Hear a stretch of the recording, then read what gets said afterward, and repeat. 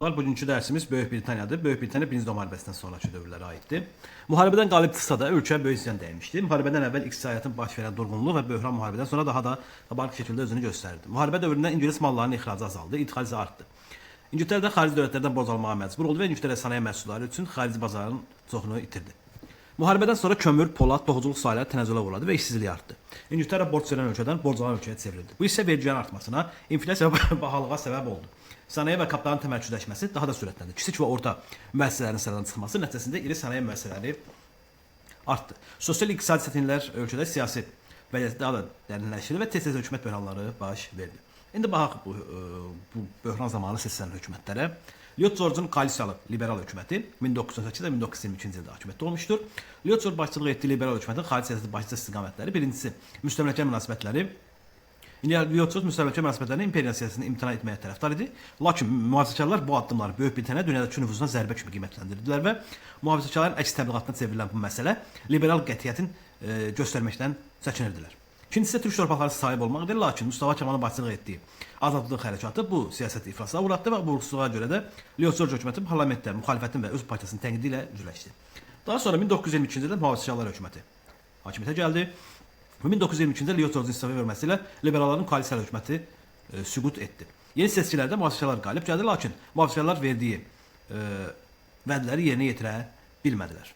Və Labour hökuməti fəaliyyətə başladı 1924-cü ildə Ramsay MacDonald'ın başçılığı ilə Labouristlər, yəni İşçi Partiyası İngiltərə tərəfində ilk dəfə Labour hökumətini təşkil etdi.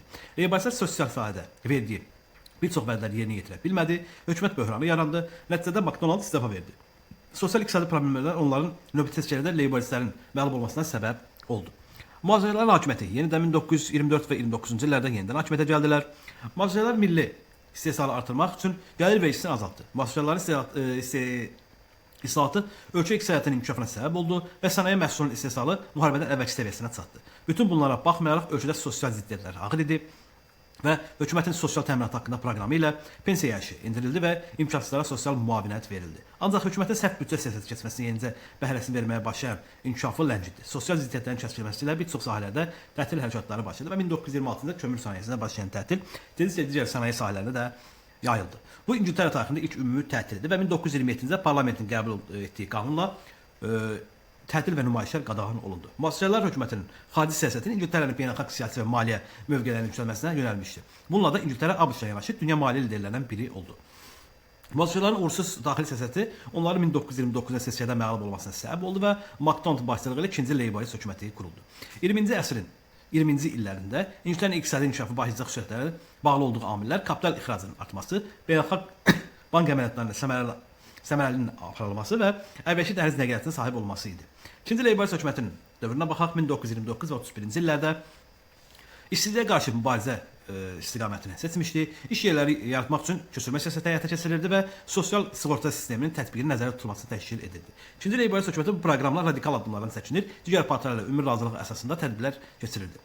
Böyük böhran illəri İngiltərədə sürətlə hiss olunmağa başladı və ikinci Labourist hökuməti ölkədəki böyük böhran nəticəsində zəiflətmək üçün, yəni həmin o böhranı ictimai iş yerləri yaratdı və əmək qabiliyyətinin əhalinin bir qismini böhran rayonlarından köçürtdü. Yəni böhran rayonlarına yox, böhran rayonlarına, yəni oradan böhran olmayan ərazilərə köçürdü. Labouristlərin xarici siyasətdən müstəmləkələr və dominantlar məsələsində xüsusi yer tuturdu. Əvvəlki hökumətdən, yəni mühafizəkarlardan fərqli olaraq istəyi ilə diplomatik münasibətlər bərpa etsə də, iki ölkə arasında soyuqluq hələ də qalırdı. İkinci Labourist hökumətinin dövründəki ölkə daxili və xarici siyasətdə aparılan və yaranan problemlər həll olunması xalqın narazılığını artırdı, olunmaması. Sosial ziddiyyətlərin kəskinləşdi. Ölkənin ən böyük partiyasına çevrilən Labourist partiyası böyük böhran dövründə iqtisadi problemləri həll edə bilmədi və nəticədə 1931-ci ildə ikinci Labourist hökuməti istefa verdi. İkinci Labourist hökumətinin istifasından sonra MacDonald mühafizəkarlar və liberallardan ibarət koalisiyalı hökumət yaratdı. Bu da milli hökumət adlandı. 1931 və 1935-ci ildə hakimiyyətdə olmuşlar. İşçilərə qarşı maddi yardımını azaltdı və yerli sənayeyi qorumaq üçün xarici mallar üzərində təyin olunan gömür rüsumlarını artırdı. Və nəticədə 1930-cu illərin ortalarında iqtisadi və sosial tədbirlər nəticəsində ölkə iqtisadi sabit inkişaf mərhələsinə qədəm qoydu. İngiltərə Birinci Dünya müharibəsindən sonraki dövr mövzumuz bu qədərdir. Sağ tərəfdə İngiltərənin ərazisidir. Böyük Britaniya, yəni dəqiq desək, Böyük Britaniya İngiltərə deyəndə ki, Böyük Britaniya ərazisi və ada dövlətidir. Sol üst hissəyə baxsaq, qırmızı rəngdə işarə olunub və ümumiyyətlə Birinci Dünya müharibəsindən sonraki Avropa xəritəsi bundan ibarətdir.